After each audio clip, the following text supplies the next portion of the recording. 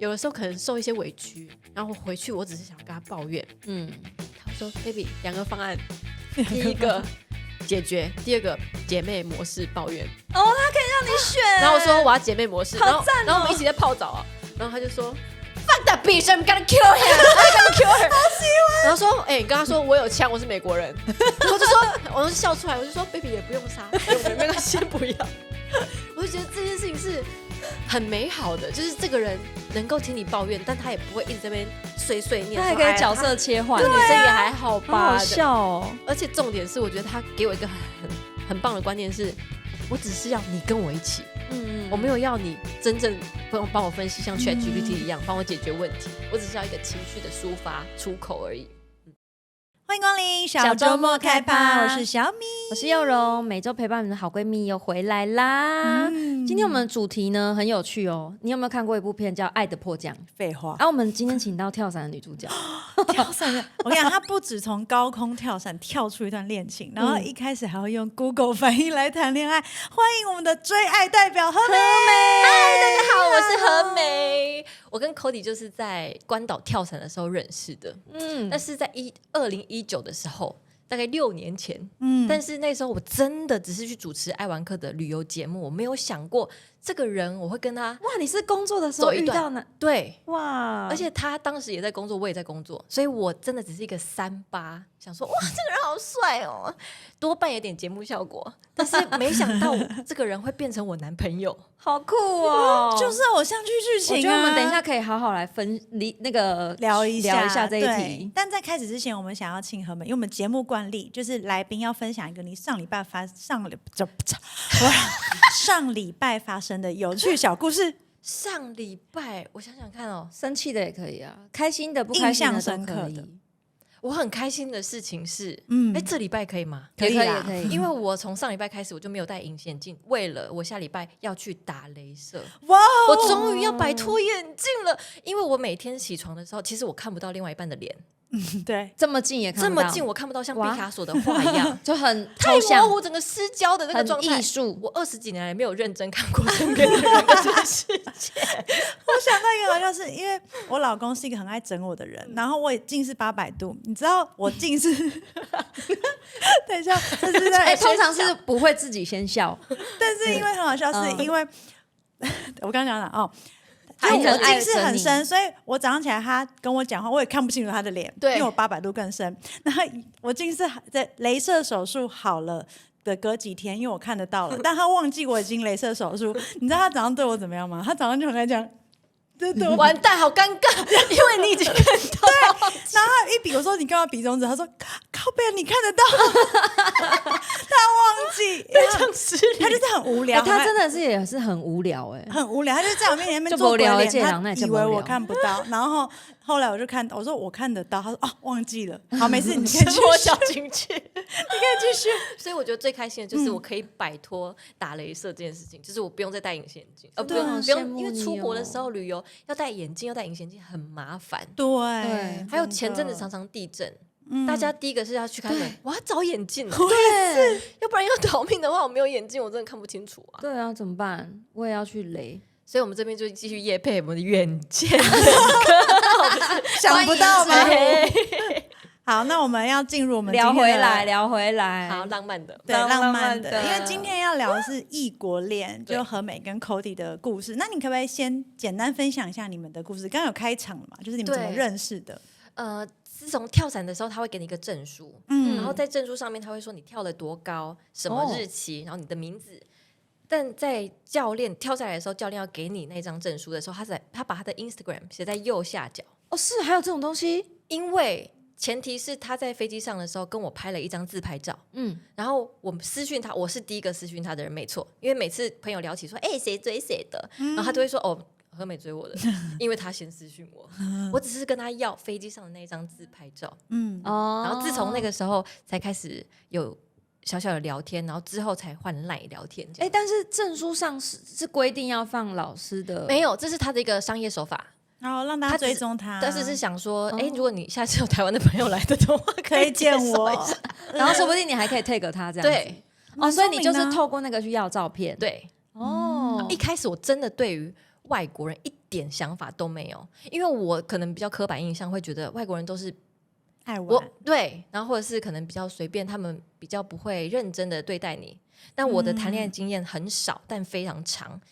这个是我第2段感情，第1段11年，哇塞，然后现在目前快7年，哇塞所以我很会谈恋爱，真的哎。对，但我真的对外国人一开始没有太多的兴趣。你在国外工作的这一段时间，只跟他见了那一次面，然后你就回台湾了，对，然后你们就要了这张照片，开始联系，对。后来怎么开始聊起来？我觉得让我改观的是，就算语言不通，但是他会很认真而且很真诚的和你聊天，不是那种轻浮或者是变态的感觉。这个是我第一个想说，哎呦，这个好像不太一样，跟我想象中的刻板印象不太一样。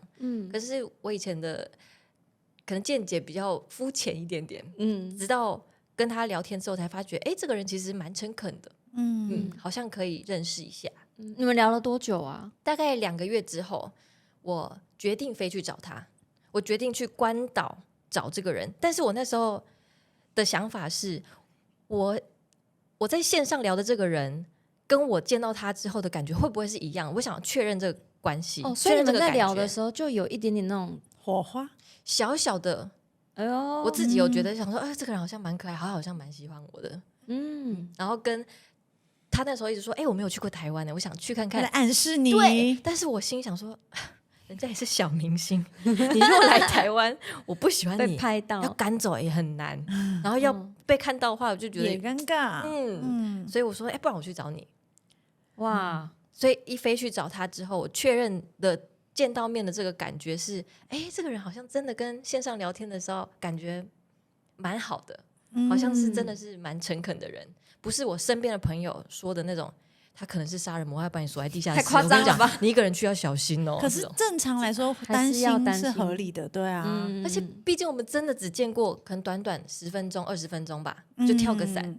我身边所有爱玩课的同事们都说你疯了，所以你有跟他们讲？我有讲，而且连我的同事严永烈，他都很认真的跟我讲说，没啊。不要被卖去脱衣舞娘俱乐部呢。他说我不要下次看到你在里面上班哦。我说不会吧，他应该不是那种人。你很勇敢，一个人飞过去。我当时超紧张的，一个人呢，我一个人，而且我第一次一个人出国，真的哦。天哪！我一个人飞去关岛的时候，我真的是吓坏了。然后那天好像是凌晨5点的飞机，有2个经纪人陪我去，因为就为了觉得他很担心我会不会不知道怎么坐飞机，一个人坐飞机。然后2来是，经纪人还有跟我说，我要跟你说，如果你真的发生紧急的事情，我们是没办法立刻去救你的。然后连阿达哥都跟我讲说，我在关岛有一个认识的导游姐姐叫 Amanda， 你先把她加入你的紧急联络人。哇，你身边的朋友也好暖对，都被保护的好好的。但还好，很幸运的见到了这个人之后，他是一个好人。但也不是鼓励所有的女生都是就要一个人的去追爱，但是这太浪漫了吧？对啊，这谁不会融化？对啊，跳个伞这样。那然后呢？然后在想继续听，我觉得一个 moment 是觉得，这个人好像真的很贴心，是在我抵达的时候，他准备了用他早上一朵一朵去摘花，然后串成一个花圈，像夏威夷那种好可爱。然后跟一个关岛的保温瓶水壶，它就是里面都是冰水，因为关岛很热嘛，很潮湿。然后他帮我挂上，然后还准备那些无微博，然后小卡片啊，什么小礼物，我就觉得好可爱哦。我从来没有想过这个人这么用心，可是我们基本上说穿了也只是网友而已。对。所以那一次就确认关系了吗？确认关系在那一天其实很快的我就确认关系，因为我想要那一天呢？那一天你一下飞机那一天，对，哇，7月15号，2019 7月15号，而且我确认关系，我身边的朋友，连跟外国人有在一起过的朋友都跟我说，你千万不要抱那么大希望，真的，因为他觉得，连他跟外国人交往，他都觉得。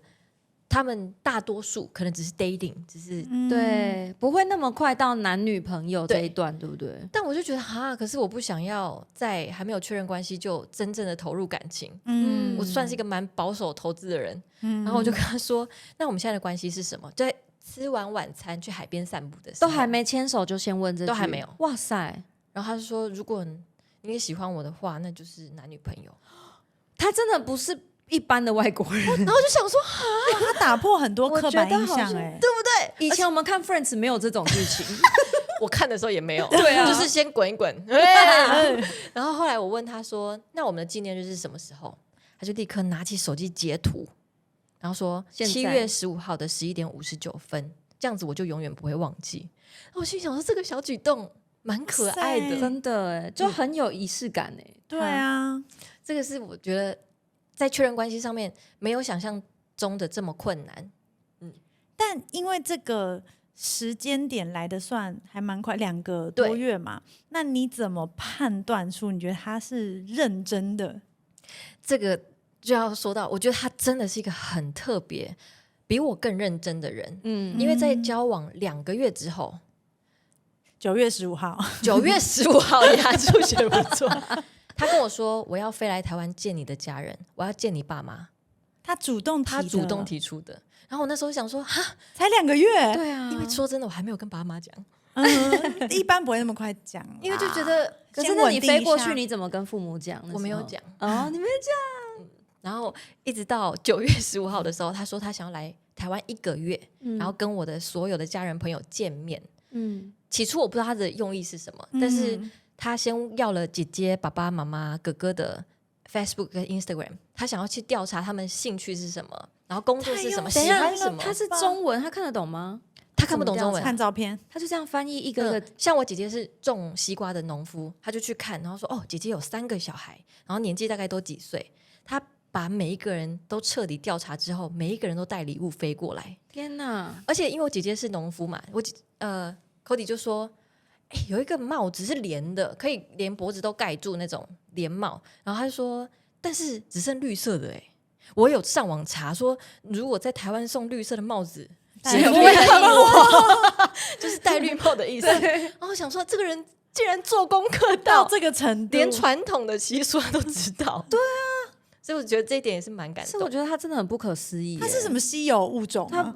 他没有见过。我跟你说，这已经不是外国人的问题，这他个性有没有新的问题？这已经是很少我的印象里很少男生。我反而想知道他怎么那么早确定说见家人要让你付出这么完全。对啊，而且那时候他跟我说，你知道我为什么要做这件事情吗？对，先跟家人朋友吃饭的那一天晚上，他说因为我语言已经不通了，我不想要让你爸爸妈妈觉得我是玩玩的，我是认真的，我想让他们放心，我只能用我的行动来表示我是认真的，而不是让他们一直很担心说，这个人会不会怪怪的这个人会不会欺负我女儿啊之类的。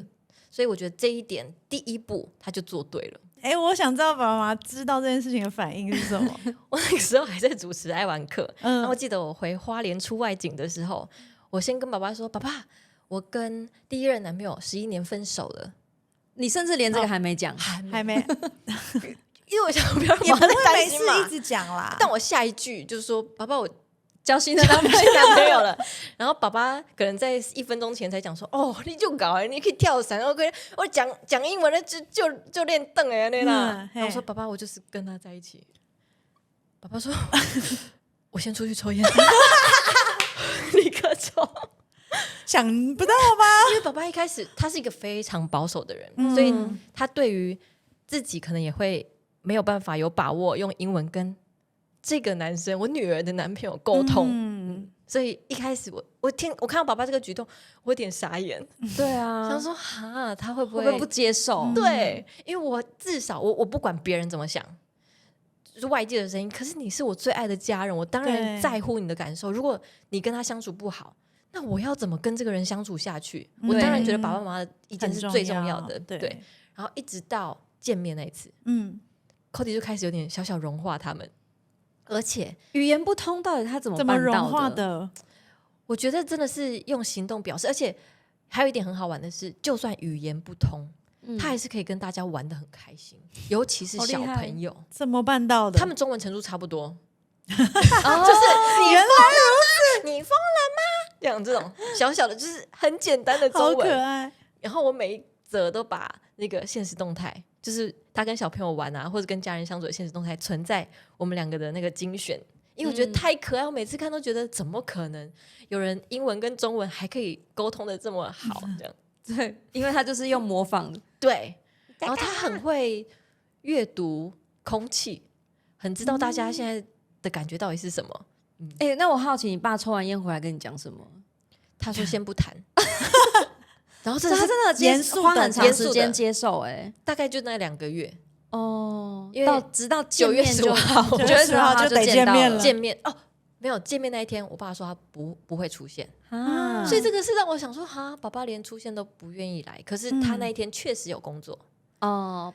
然后在我那天一起吃饭的时候，因为妈妈很开心嘛，收到礼物，姐姐、哥哥、姐夫3个小孩，然后晚上的时候，我接到爸爸的电话，他说：“快中秋节，那要不要带男朋友回来烤肉？”哦，我觉得他刚好住1个月嘛，我觉他还得这个已经是爸爸踏出一个最大的，我给你一个，你要给我一个台阶下，我已经拉下脸跟你示好了，的感觉。然后那时候听到说：“哦，好啊。”这样。然后后来我才知道一个很感人的故事，因为我有一个在英国的姐姐，那个时候在英国，等一下还会再提起这个人，他很重要。好，他是我在花莲吃早餐吃到认识，但是他搬去英国，现在在西雅图，反正就是一个现在住在国外的姐姐。她有一天我会跟姐姐抱怨嘛，我会直接说：“哦，爸爸其实好像没有那么喜欢这个人。”然后姐姐呢，离我老家很近。他就去我们家拜访啊，就跟爸爸聊天啊什么的。爸爸就说：“哎呦，那你觉得这个人怎么样？”因为我很担心美啊什么的。然后姐姐就说：“爸爸，我觉得如果你不给人家一个机会就判断这个人是好是坏，我觉得有点可惜耶。”关键角色。对。然后后来我这件事情原本不知道，然后一直到要烤肉之前。我才听我的亲戚姑姑的小孩表姐他们说，你知道吗？其实你爸爸有骑单车来我们家，然后问我们说中秋节那一天可不可以回去烤肉？因为何美要带男朋友回来了，他就是想要制造一个机会。然后我就觉得哇，我这件事是我不晓得爸爸原来有做这个温馨的小举动的，这是让我很感动的事情。对啊，他为了你就是也是跨出舒适圈，大跨出一步，真的。那时候爸爸还有抽烟。然后 Cody 带给爸爸 Marble， 就是美国的香烟，偏贵，也是很有心。然后2个人竟然 Cody 平常也不抽烟，可他就跟爸爸那边一起蹲在那边抽烟，然后烤肉，我就觉得这个状况好特别哦，好像有点感人，对，又有点有趣，蛮可爱的，这很贴心的地方，很有趣。对啊，但 Cody 是什么星座啊？金牛座。会这样吗？我没有遇过外国人这样子啊，是真的没有。台湾也我因为我之前大学的时候去国外，然后就是有一个交往1-2个月的男生，我以为是交往，因为那时候很小嘛。然后有一天我就说：“我是你女朋友吗？”就是在确认关系。对对对，他就说我们是好朋友，他就也很直接的跟我说我们就是好朋友。我想说是这样子的啊，对，我真是没有遇过，这个就是我。一个外国人，可是我后来问很多朋友，他们都说那是正常的。所以我是不正常的。你的男朋友比较特别，是一见面就确认关系，你们都没有约会的过程，是很特别。就你们2个都是偏认真的那一种类型，好像蛮特别的，蛮好的。对啊。那你一开始跟他，因为你说你可能一开始你是因为跟他在一起英文才变好，对不对？对。那一开始你们遇到什么沟通不良？有趣的事情吗？一开始换 LINE 之后，要打语音还是打视讯？对 ，Cody 选视讯，然后他1个小时都在弹吉他唱歌给我听，跟他演唱会，因为我真的一句话什么 How are you 我都讲不出口，真的真的，我就说good hi hello 这种很基本的，然后一开始沟通真的是来了，外国姐姐 Cody 会传讯息给我。我会把 Cody 的讯息复制贴上送给姐姐，姐姐帮我回了之后，我再复制贴上传给 Cody。所以一开始 Cody 交往对象是姐姐，是姐姐帮我谈恋爱的，真的好尴尬哦。然后连什么你可能 Cody 讲一些什么事情，然后姐姐就会想说，哎呦，你让我很害羞，什么 blush 之类，然后还问姐姐说 blush 什么意思？她说就是害羞有腮红的感觉，然后说好，那这个可以，然后再贴给她。超笨，一开始真的是从 Google 翻译慢慢累积，所以语言不是问题。一开始会卡卡的。如果说真的要聊心事的话，我觉得还是多少有一点隔阂。但到了交往4个月，我决定要飞去美国找他爸爸妈妈。因为爸爸那时候开了一个很大的心脏手术，然后 Cody 决定要回去，刚好是12月圣诞节的时候，然后我也没有在美国过圣诞节，所以我想说好，那我就趁我们快要过年那段时间是比较可以放长假的时候，我飞去一趟。这样要飞去找爸爸妈妈的时候，我就觉得如果我要飞去这一趟，不把英文学好太可惜了吧。总不能现场要靠姐姐吧？对，姐姐那时候也不在西雅图，然后我就想说好，我要毛起来学英文。我请了家教，我下载了 Duolingo， 我又用了线上课程英文课，我真的是3管齐下，然后再加上每天跟他聊天，我就觉得我至少我要把基本的口语学好，不然去这一趟1个月好浪费。爱的力量。然后去了就你可以跟他们家人这样聊天哦。其实一开始还是怕怕的，也还不到半年呢，你学很快欸。我觉得真的是环境使然，不得已状况下。可是因为现在已经回去至少有大概6次嘛，每一年回去，爸爸妈妈都说你进步了，你第一天来的时候我真的不知道你在讲什么的这个落差。可是他的爸爸妈妈真的很感人，尤其是他爸爸超级爱我，爱到是我的头号粉丝那种爱。首先是爸爸那时候不是开心脏手术嘛，然后在他醒来之后非常痛，就算有打麻药他也是很痛很痛。他竟然跟妈妈说可不可以放和美的歌，我那时候有放一首，我上次有唱一首《漂洋过海来看你》，他一定要听那首歌他才要睡觉。那就觉得好可爱哦！看到他们拍影片给我的时候，想说哇，他会跟着唱吗？不，应该是不太会，心脏已经很痛了，但他要听，他要听着睡觉。天哪！然后爸爸只要遇到任何在美国的台湾人，都说你知道吗？我儿子现在在台湾，然后他女朋友是谁是谁，人家根本就不认识我们是谁，他就是非常以我们为傲。好可爱哦！天哪！那你有觉得你是做了什么让他爸爸这么爱你吗？我觉得爸爸应该是觉得这个职业很酷。我没有想到竟然有一个主持人的一个女生是我儿子的男朋友，好酷哦！然后他也会让所有人看说儿子的女朋友啦。我刚才说什么？男朋友？泰国之前啦，对对，不是啦，男朋友女朋友啦，儿子的女朋友，差点讲出一些秘密。反正呢，那个时候我自己觉得我没有特别做什么。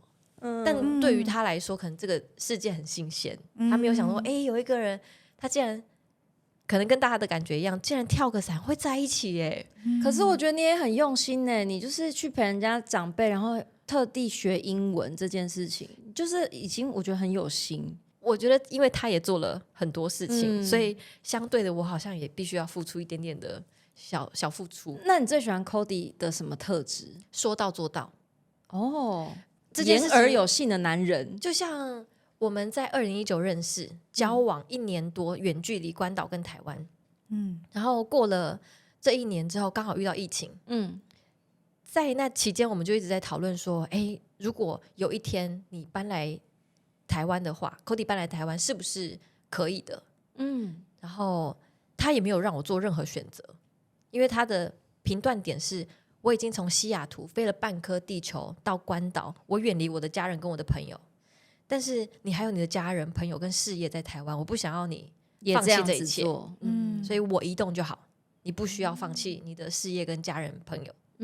所以他就答应你疫情的时候飞到台湾来找你。那时候其实讨论的期间也蛮短蛮快的，因为在3月左右我们开始聊这件事情，因为疫情越来越严重，他也要考虑他自己是不是要回去西雅图，因为关岛可能如果真的锁国的话，就是哪里都出不去了。对，那他的朋友家人又不在身边，我们可能就不会再见面了。如果他没有来的话，他就是选西雅图或是台湾。对，然后讨论之下，我觉得我也可以承受他来的这个压力，因为我觉得我自己也稳稳的，然后如果他要搬来跟我一起生活的话，我从来没有跟别人同居过。以前11年也没有，但是我非常向往这件事情。我觉得跟一个人住在一起真是幸福。但是当然后面的摩擦再说，但是有一个人说到做到，然后在3月17号讲完电话的那个时刻，他说明天见哦。什么意思？就是他已经买好机票，然后把所有的要卖的东西，车子，然后跟电视这种出租的东西，然后也跟老板说我要搬去台湾了。他是一个惊喜吗？没有，他就立刻那时候讨论的差不多，他说我准备好了，我明天就会飞去台湾。哇，那你们现实问题，比如说他来之后要怎么维生，这些怎么办？那个时候大概有讨论了一下下，然后跟他要拿居留证的话该怎么办，然后我也有一些管道可以介绍他去当模特啊之类的。他现在的居留证是用模特儿签证，但是在3月17说完明天见的时候，我有一种真的吗？因为我从来没有这种一个人说到做到，说我3月18就会到台湾了，然后真的跟你住在一起，加上那个时候还要一起隔离14天。但我就觉得我准备好了。在你们家里隔离14天，在一个超小的小套房。好，然后后来在3月18号早上我去工作的时候，我手机狂响，因为那一天2019的3月18号宣布，2020的3月18号宣布锁国，所有的外国人是进不来的。然后我心里想说，哇，所以如果对不起，是3月19号凌晨开始的外国人是进不了台湾的。然后他是买3月18号的晚上9点抵达，就差那么一点点。可是谁知道？对啊，谁知道什么时候会发布这些政策？对啊，如果再晚一点，如果他再犹豫一点，如果我再犹豫一点，说我再想想，再看一下，可能我们就不会在一起。所以这真的是很巧很巧很巧的缘分，真的哎！而且他行动力好强哦。而且当他跟他的老板跟同事说我要搬去台湾，为了我的女朋友，大家都在笑他，大家都觉得你确定吗？你跟这个人相处才真正相处时间才多久？然后见家长了又怎么样？可是你确定为了一个女生值得吗？其实你们两个真的都蛮疯的，我得说，你们两个都一开始去追爱就够疯，然后他搬来台湾也够疯，对啊，各种疯加在一起，而且真的是时机刚刚好，好巧，怎么可能？就是在3月18号，然后他入境的那一天，他是最后一批进来的台湾人。哇，对不起，的外国人，我到底怎么了？他现在也算半个台湾人，也合理啦，合理。对，所以我觉得这是缘分很巧的地方。你刚刚讲的都是你知道，大家听了应该从头羡慕到现在，很浪漫。要不要分享？有没有你知道？粉红泡泡以外的事情超多的让大家不要你知道平衡一下，不然大家太羡慕了。我想一想，好，大家很常问的是文化冲击这件事情，就是两个人的文化背景不一样，然后是不是有一些什么小摩擦？我觉得一开始住在一起就一定会有摩擦。我们现在同居至少6年多，对，我觉得这个关系是一开始1-2年是最最最严重的，所以是越来越好。我觉得又后面越来越好，但是我的前提是，该说美国人他比较直接，但是我们台湾人客气，对，比较委婉，是要讲什么，我要绕很多弯我才要讲，或者是只要我一个眼神，你就应该要知道我在讲什么。我老实说，我在11年的这个感情当中，我没有道过歉。因为我觉得，上一段感情我拉不下脸，你不孤单，对吧？我相信大多数的听众应该都是，这个是需要练习的，要练习的。那好死不死，我踢到一个铁板，他就会请你错了就要道歉，而且他不是那种你撒娇会过的，过不了，好卡，真的。然后这件事情是怎么发现？在一开始我忘记是什么小摩擦，在关岛的时候。好像有一件什么小事情，我有点不开心。类似是可能我手洗完手湿湿的，没有擦干净，碰它，他会觉得哎呦我不喜欢。那我就会立刻想说，好，我就开个玩笑，这还好吧，就是调皮的时候还好吧。但他是认真的说，我不喜欢，请你下次可以不要这样做吗？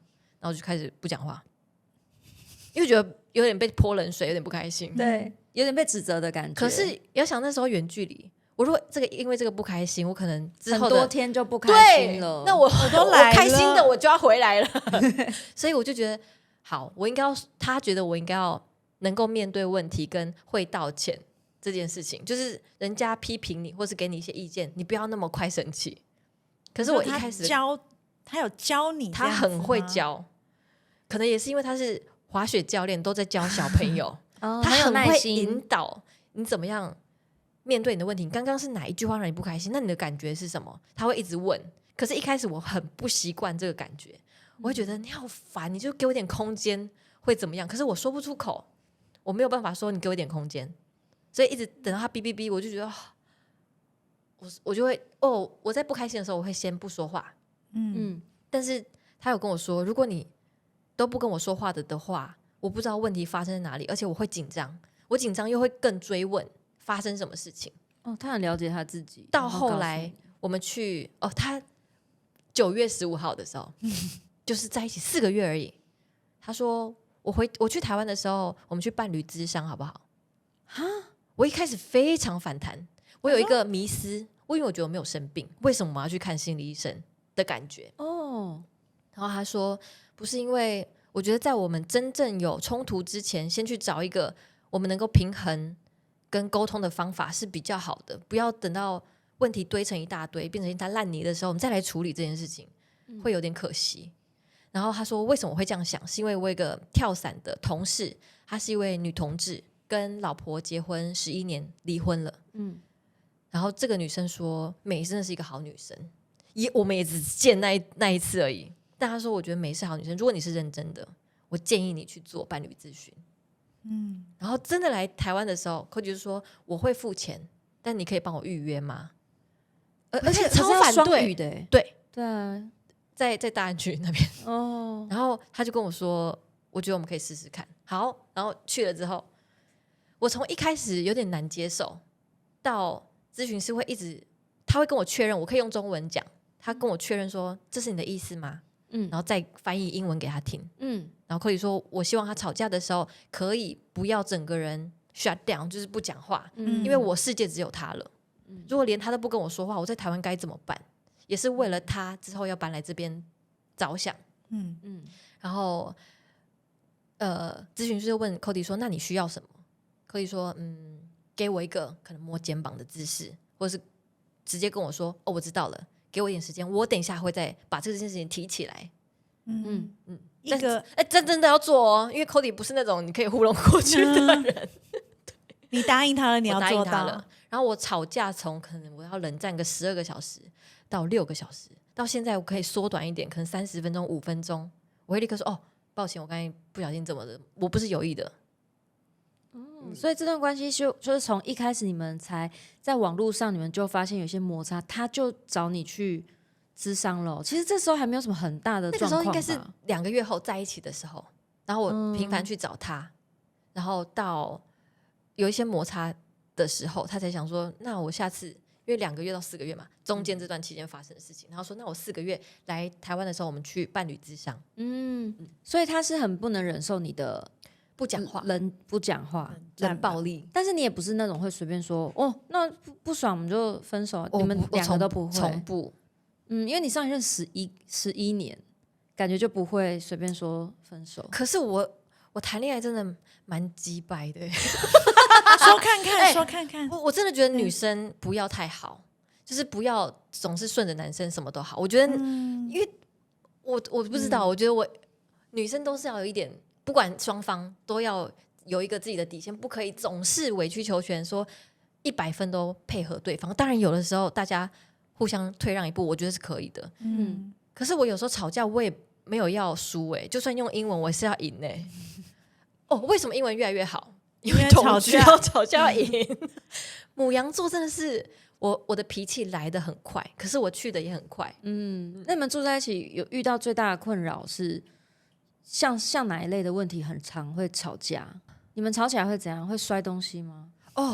我忘记吵什么，可是我会变成只要像刚才那个状况，如果一直把你逼到角落，就很像是你没有办法再承受更大的压力，可是我又没有用口语或是一个动作跟他讲说你先不要再问我，给我一点空间，一直被逼的话，我会变成唱摇滚乐团的重金属死金唱口，我大嘶吼。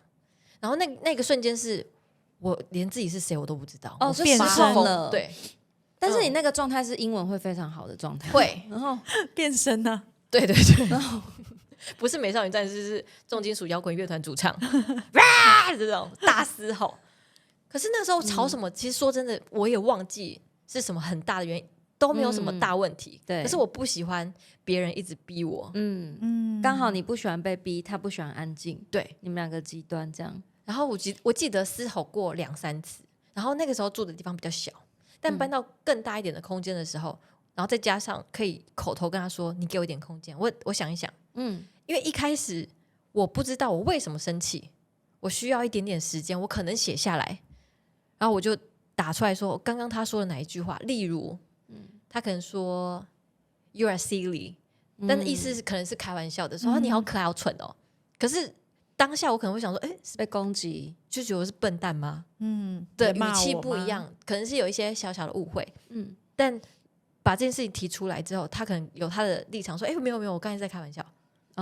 这件事情就可以顺下去，而且他会觉得，如果吵架不吵完的话，那下一次遇到同样的状况，我们又要花一样的时间再吵同一件事情，所以解决问题。对，所以我才会说，一开始1-2年很辛苦，可是到后面，我觉得现在就越来越顺利，不管是沟通，或者是他知道你什么事情是你应该会不喜欢的，而且他还有一点我非常喜欢的是，他诚实到我会觉得很可怕。我觉得我们2个人都是，对，很多人都是因为他就是不诚实，觉得很可怕。因为如果你不诚实，那你就要有更多的麻烦，你因为怕麻烦选择不诚实。可是你有没有想过，如果你不诚实，你后面的麻烦更多？对啊，对不对？对啊，大家都是怕不诚实啊，你是怕他太诚实。因为有时候他真的诚实到，我觉得我们2个，你知道你可以，可是你不会想要骗他，他也是，就是你只要敢问，我敢讲。哇，这个有点可怕，所以我有时候想，我们曾经也真的什么事情都聊，就是可能过去发生的事情，然后或者是他未来的想象，任何事情都聊。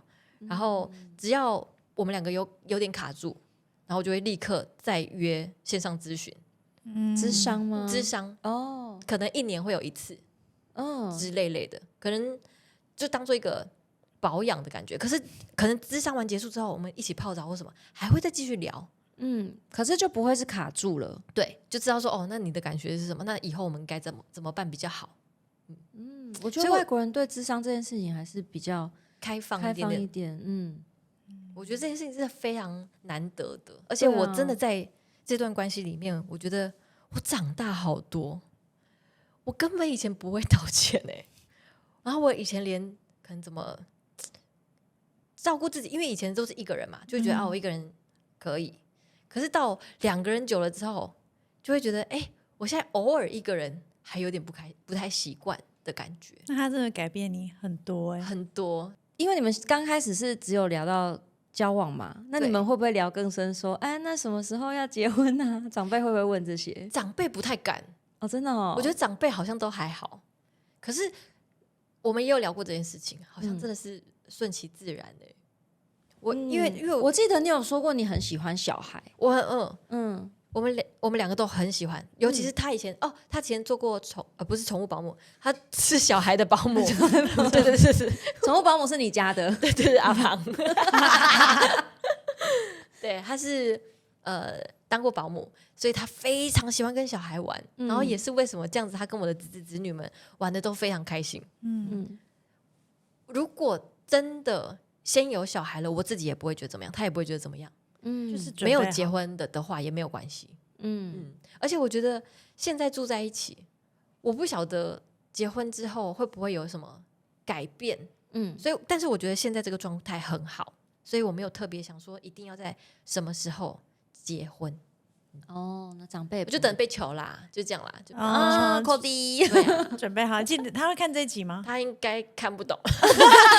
我们全部上英文的 subtitle。那他也有学中文吗？他很会讲一些不入流的。学也无为不他真的很会靠，我觉得学这个最快，所有语言。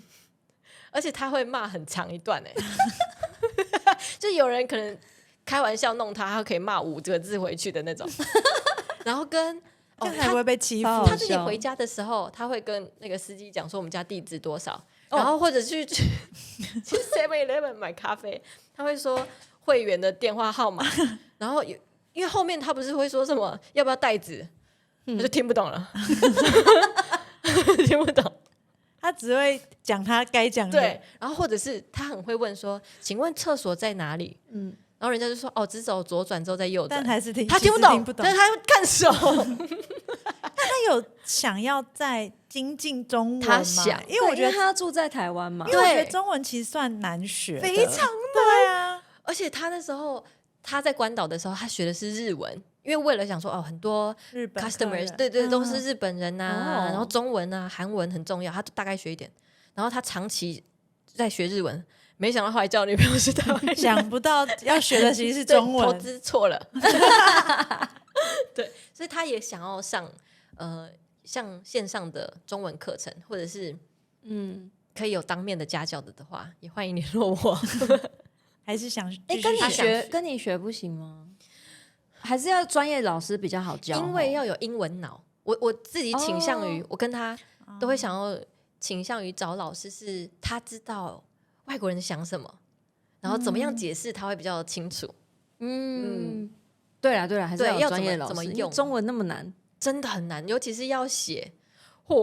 有一次很可爱，他在现实动态写何淑美我的本名，然后说：“baby， 你看。”他想要模仿，看看这个字是不是对的。我觉得蛮可爱的，因为他很努力了。对啊，我觉得听说会就很好了，还要写算了啦，会听会说已经可以生活了，已经很厉害了。对啊，就是你不在的时候，他还在台湾活得下去。可是我觉得他很厉害的事情是，就算他来人生地不熟的地方没有任何朋友，他可以跟我的朋友的男朋友，或者是一群朋友的朋友们出去玩。他现在的 schedule 都比我还要满。你说你不在的时候，他说baby， 我像今天去跳床，他去练那个 snowboard，他要先练一些特技空翻什么的。然后他每一天的行程都会说，我今天跟 Kevin 出去然后跟哪里做什么活动，而且他是一个极限运动的狂热者，他就是觉得没有我现在这样静不下来吗？他静不下来，而且他会觉得我没有在都市生活过。然后有一个小小出卖他的一个笑话。我们都住电梯大楼嘛，对，然后有的时候我们要上楼，他会按下，然后他说因为我要把电梯叫按下去，这个很像是笑话里面才会出现的，但他真的做了一样的事情。他说我要把电梯叫下来啊，不是吗？我笑到要哭。可是这国外不是也是按上吗？但他都住 house 啊，他都住在没有按电梯，他没有住电梯过。他想好糗但他现在懂了，他现在懂了。那你觉得异国恋有没有什么很困难的地方？我觉得异国恋困难的地方，我觉得第一个是语言，但是我觉得生长背景不一样，不管是不是国籍的不同，我觉得人跟人之间，就算我们一起在可能花莲土生土长好了，跟隔壁邻居，可是我们的生长教育环境不一样，想法可能就不一样。所以我觉得跟他在一起，我自己觉得异国恋没有什么太困难的地方。主要是他这个人很愿意帮你们解决问题，对，或者是想说现在可以怎么办这样。对，我觉得他真的是一个很细心的人，但同时他的情绪可能因为他家里有7个兄弟姐妹，然后是一个大家庭，大多数都是女生，所以他的心思也非常细腻，真的耶。所以我也会需要照顾他的感受是什么。哇，你从以前是需要被照顾的，到现在可以照顾别人的感受，长大了。真的进步很多，我进步很多颁奖快点。那你说你从不会道歉到会道歉，那他有因为跟你在一起，他有什么改变吗？有变圆融一点，因为他以前是那种，他遇到不喜欢的人事物，或者他真的没有一点点兴趣，他就会放空，玩手机、听音乐，直接带 AirPods。我们朋友在吃饭，直接带 AirPods。跟你说他很直接，这样。对，他真的超做自己，没有看过这种做自己的人。那不会很尴尬吗？就是大家吃饭的时候，他突然戴起耳机这样。但有时候他可能真的在剪片或什么，那就让他去。对，就是大家理解他的状态了。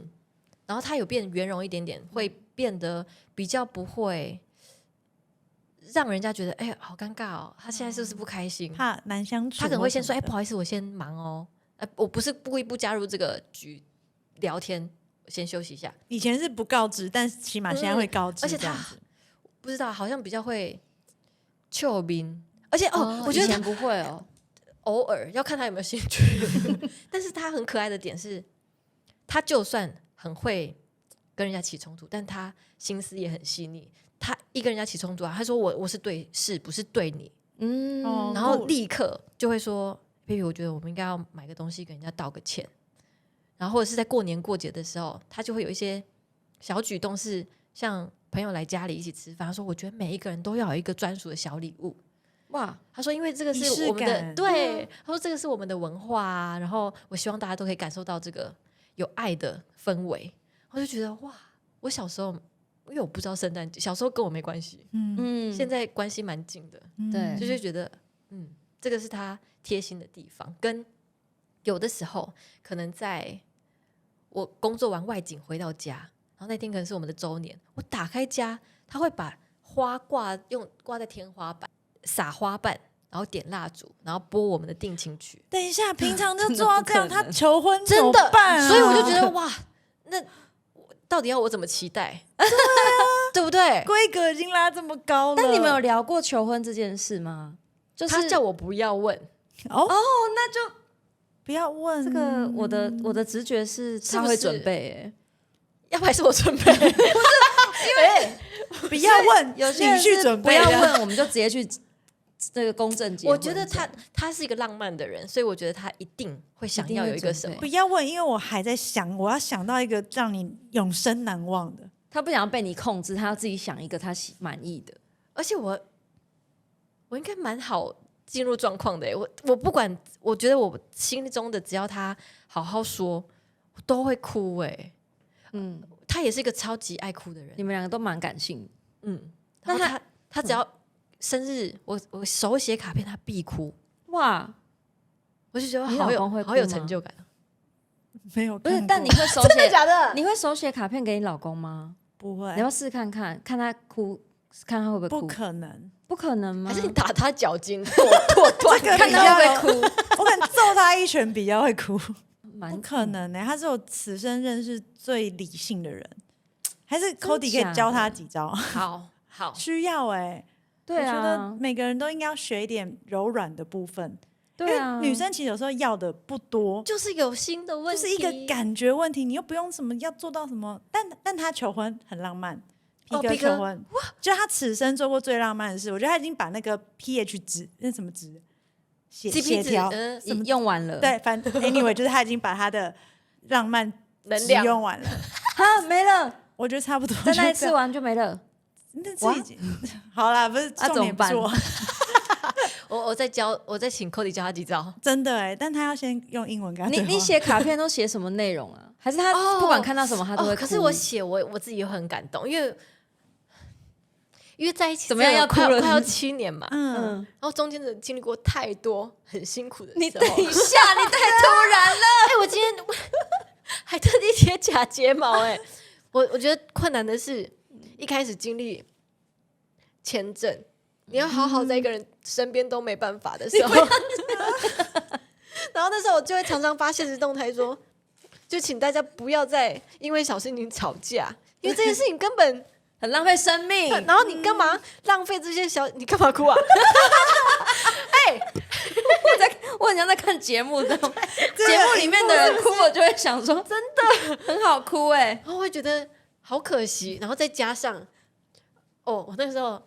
阑尾炎去开刀，然后他这么大只193公分的人，要挤在一个陪病的小小的床，然后又怕我一个人在医院会害怕，医院会害怕，然后他就每一天家里照顾狗狗，然后回去医院再陪我，然后在我最脆弱的时候，就觉得我不知道我能不能再走路，因为很痛，开阑尾真的很痛，虽然是微创手术，但是那一阵子真的是你虚弱到我想说哇。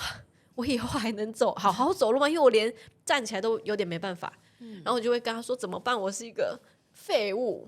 然后他就说 ：“baby， 千万不要这样想。”他就很会在很重要的时刻给你一个很温暖力量把你接住的那个对力量，然后跟很多小事情，像是有的时候可能受一些委屈，然后我回去我只是想跟他抱怨，他会说 baby 2个方案，第一个解决，第二个姐妹模式抱怨。他可以让你选。然后我说我要姐妹模式，好赞哦然后我们一起在泡澡啊，然后他就说 fuck that bitch I'm gonna kill her I'm gonna kill her 好喜欢，然后说你跟他说我有枪，我是美国人，我就笑出来，我就说 baby 也不用杀，没关系，先不要。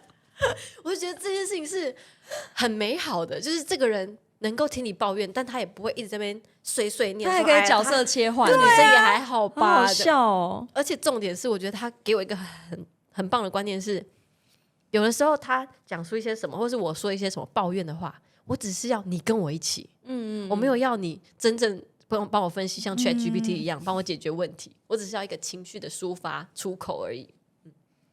怎么聊到这里来啊？因为在讲说你的手写卡片所以你是会固定每一阵子就想一想你感谢他的事情，然后告诉他吗？我会回想今年发生什么事情，然后可能开刀，然后后来换他开刀，可能去滑雪的时候肩膀摔断了 ，Oh my god， 超级严重。然后我觉得感情真的是革命情感累积下来的，就2个人一起经过这么多大风大浪之后还愿意在一起，而且是看过彼此情绪最糟糕，然后最狼狈跟最不堪的时候，还愿意把你抱紧跟接住的这个人，我觉得是我没有想过我会遇到这样子的对象，就是 soul mate。对啊，那你最近一次写卡片给他是什么时候？好像是去年的那蛮久了，1年多了，去年周年的时候7月15号，对，7月15，我们都记得了。等一下会考试哦。7月15的时候写信给他，然后他就觉得他好像也有哭他每一次生日纪念日他都会落泪，我就觉得 yes 太开心了。而且就算他朋友在现场，他也会默默不小心落泪。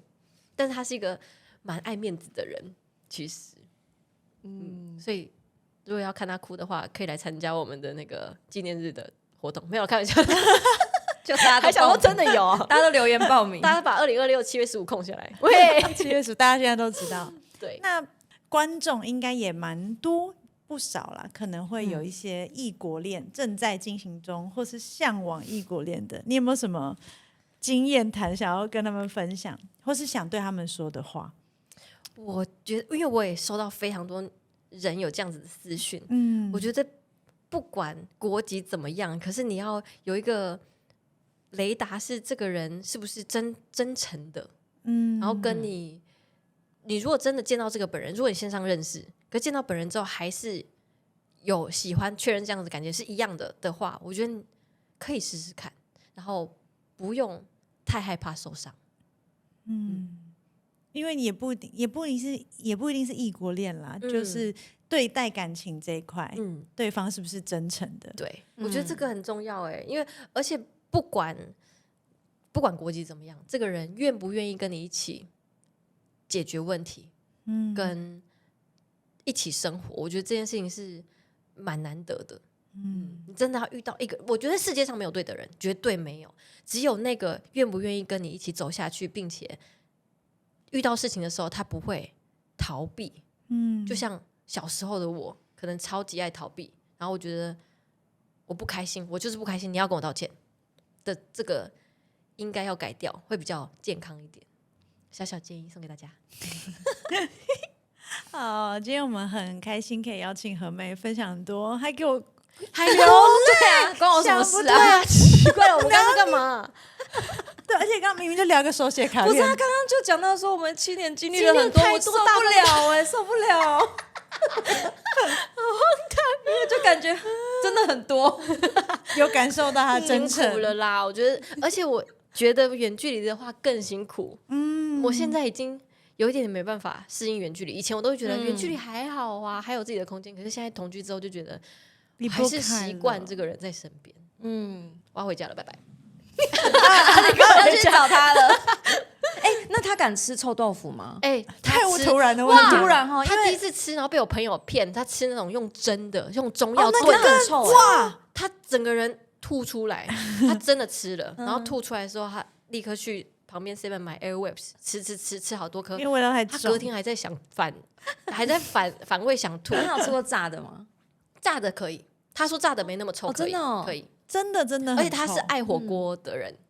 我有一个朋友，加拿大人，他说：“哎呀，你们煮那个都脏水什么的。”然后科里就会骂那个加拿大人说：“你不懂啦，有菜有肉那么健康，你不懂。”他说：“哪会脏啊？”他说：“没有，你们在那边涮，然后每个人筷子都进去这样拉，好脏。”猪血、鸭血那些他敢吃吗？不敢。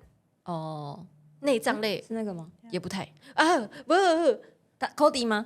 我要准备去露营啦。好了，我们赶快让人家离开了啦。突然想到臭豆腐，多害怕。好啦，今天很谢谢和美。如果喜欢我们节目的话，或者是你有那个想要异国恋的朋友，欢迎把这支影片分享给他，然后要帮我们按赞、订阅、分享、开启小铃铛、5星好评。下次见，拜拜。